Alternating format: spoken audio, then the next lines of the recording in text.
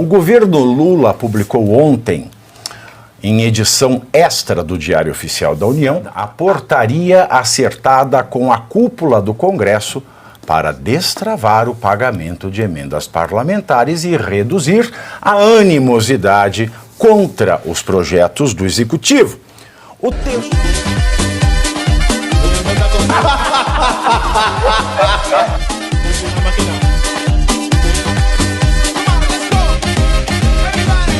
O governo Lula publicou ontem, em edição extra do Diário Oficial da União, a portaria acertada com a cúpula do Congresso para destravar o pagamento de emendas parlamentares e reduzir a animosidade contra os projetos do Executivo. O texto abre prazo até 31 de dezembro para os beneficiários das transferências especiais, também conhecidas como emendas PIX, apresentarem planos de trabalho para a execução dos recursos. Sem o registro, o pagamento será suspenso. E em meio à insatisfação de deputados e senadores com as novas regras para repasses de emendas, o presidente da Câmara, o machão brasileiro, Arthur Lira, afirmou novamente que o governo não tem votos para aprovar o pacote fiscal enviado na semana passada ao Congresso. Aspas para o Arthur Lira. O problema não é dinheiro, emenda ou portaria. São os árduos. São temas árduos, difíceis. O problema é de mérito.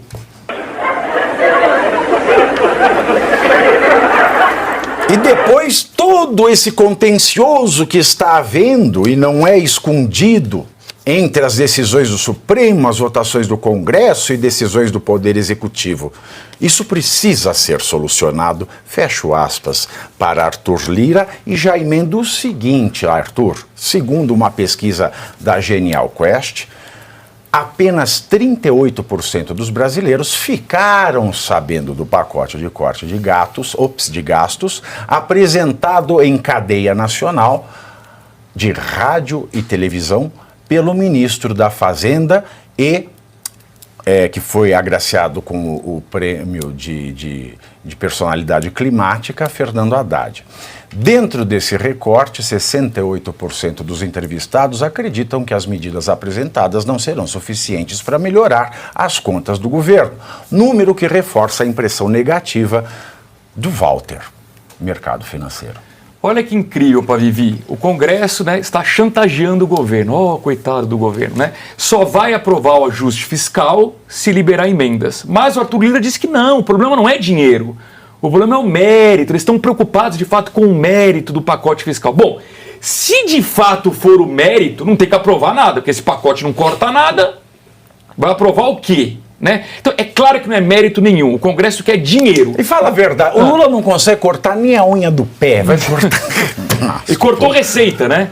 Ao isentar imposto de renda para R$5 mil, cortou receita. Então, assim, o Congresso quer dinheiro. Se pagar a emenda, vota. Se não pagar, não vota e ponto final. E cortou essa arrecadação, né? Que não é arrecadação é uma coisa voluntária. Nós pagamos impostos porque nós somos obrigados, de maneira estratégica somente para passar a ideia para a população daquilo que eles chamam de super ricos, que continuariam sendo taxados e que, portanto, teriam uma redistribuição de renda mais igualitária, e aquela baboseira toda que a esquerda explica. A grande verdade é que o governo Lula 3 não tem governabilidade, nunca teve, sempre precisou pagar para o Congresso para conseguir governar. Ele consegue aprovação de pauta pagando. O governo Lula 3 não é nem governo Lula, é governo Alexandre.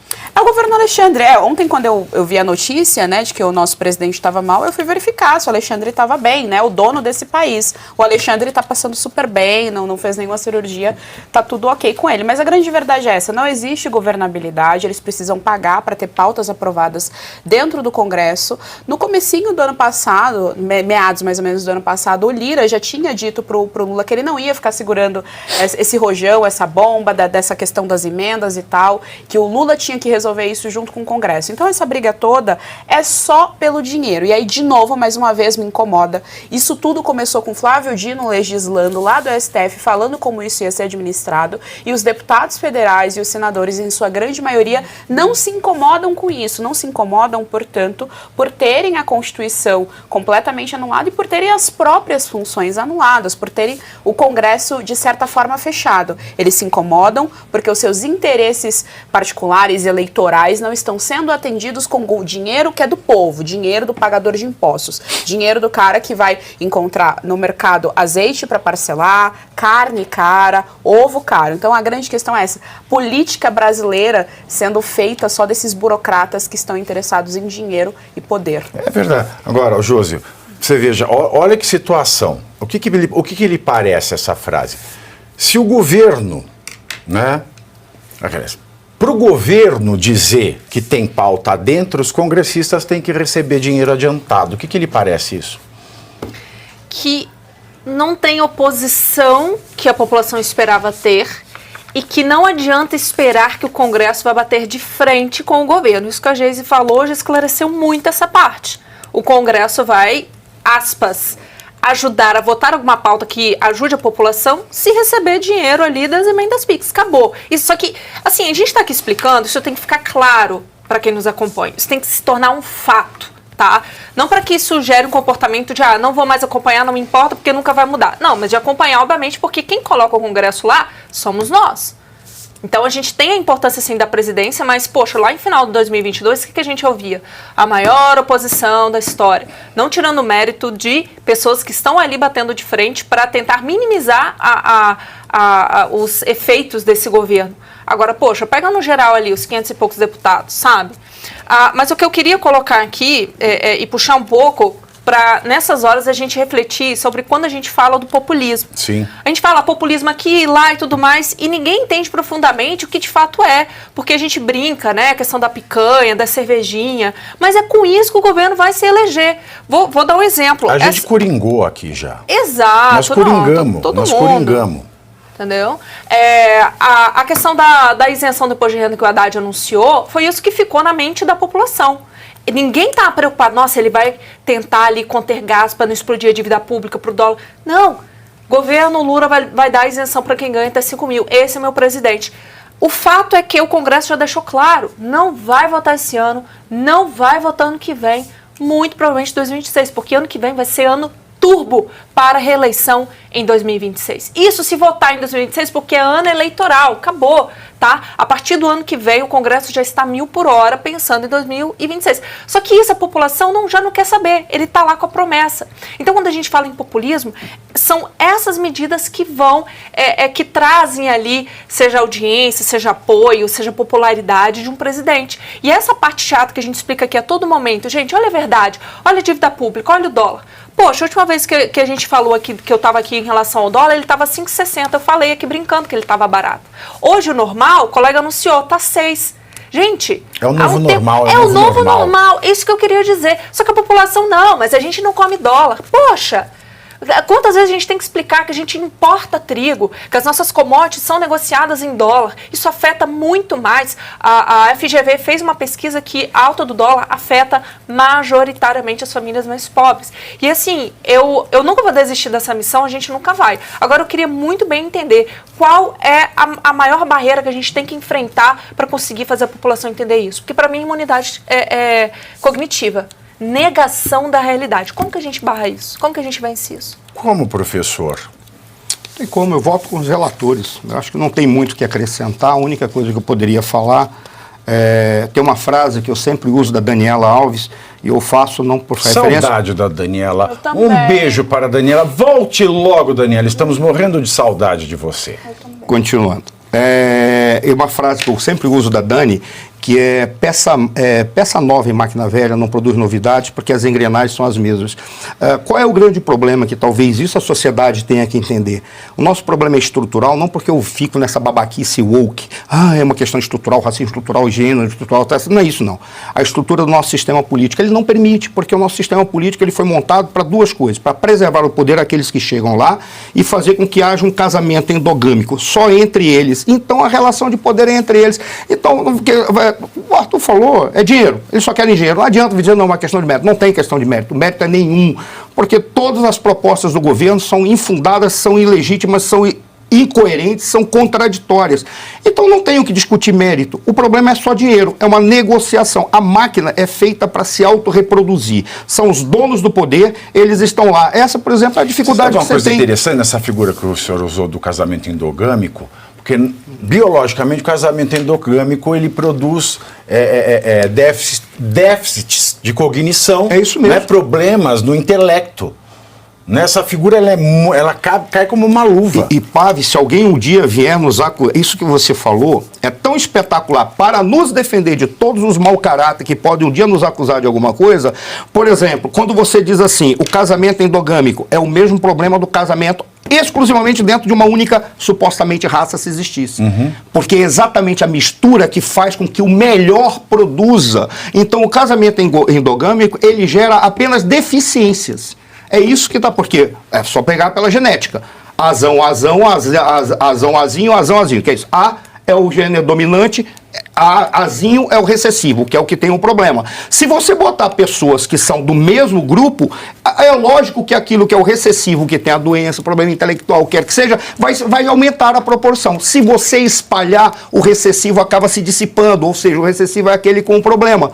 Ora, é o que a gente vê trazendo para o Congresso o casamento endogâmico da política brasileira. Só é o pior. É o pior, aí coloca o parente, que o parente tem não sei o quê, e traz a família, e fica só entre eles. Tenta você, a Geisiane, o Arthur ou a Josi tentar de alguma maneira entrar para a política. Não tem como, porque é só endogâmico. É naquele grupo e não tem oxigenação. Gera essa porcaria. E você quer saber, não é só política, porque a gente sempre fala aqui, a democracia aqui é uma fachadinha só, né? Um papel de parede. Porque para você conseguir... as pessoas podem ser eleitas ou escolher seus representantes. Tá? Eu quero ser alguma coisa, ser eleito. Primeiro tem o crivo do partido político. Aí você passou, entrou, se filiou. Depois tem o crivo da escolha para a candidatura. Agora eu sou candidato. Não! Depois tem a escolha para ver quem vai receber o dinheiro para fazer a campanha. Ou seja, se você não está na patotinha, você não vai a lugar nenhum. E mesmo quando você está fora, você não quer ser político, por exemplo, todo mundo fala, o Barroso é o presidente do CNJ e presidente do STF. É uma sacanagem, porque ele é presidente do STF, do CNJ, mas, por exemplo, o CNJ tem várias vagas.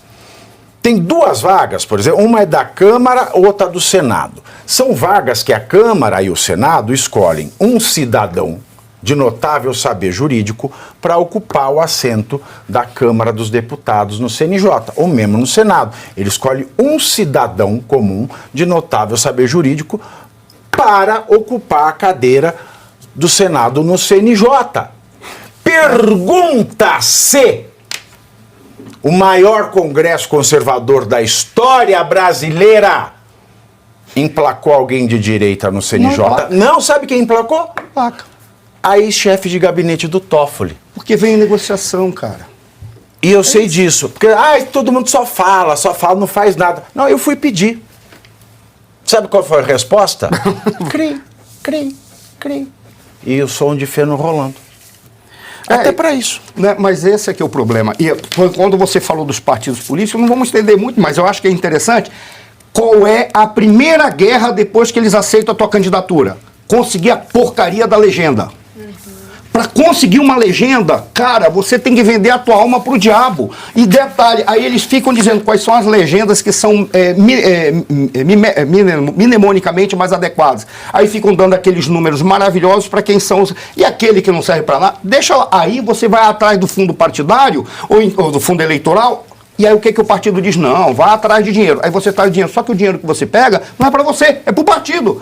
Porque se você não gastar aquele dinheiro, fica para o partido para ele fazer o que quiser, ele prestar conta. Cara, é uma palhaçada. Como é que você vai oxigenar a política? Não, máquina velha, não tem como produzir novidade. As engrenagens são as mesmas e fica.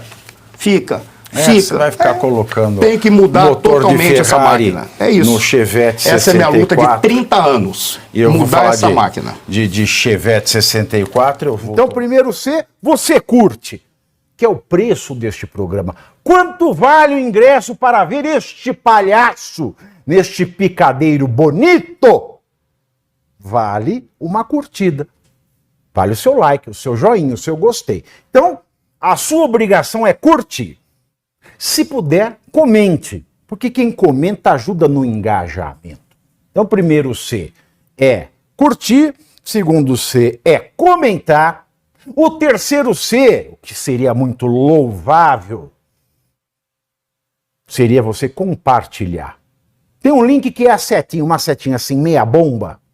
Sabe aquela, a setinha da pipa do vovô que se esforça? Você vai lá, copia o link, cola no seu Orkut, no seu Facebook, no WhatsApp, no Telegram, manda sinal de fumaça, pombo correio, não é pombo correio do banheiro, é o pombo correio que leva as mensagens, você passa para todo mundo que você gosta, para quem você não gosta, você também passa. Então, ó, curtiu, comentou, compartilhou e se puder, se quiser, se o seu bolso comportar e se seu coração assim permitir, contribua com este programa que vai substituir o Jornal Nacional. Olha que pretensão maravilhosa, hein?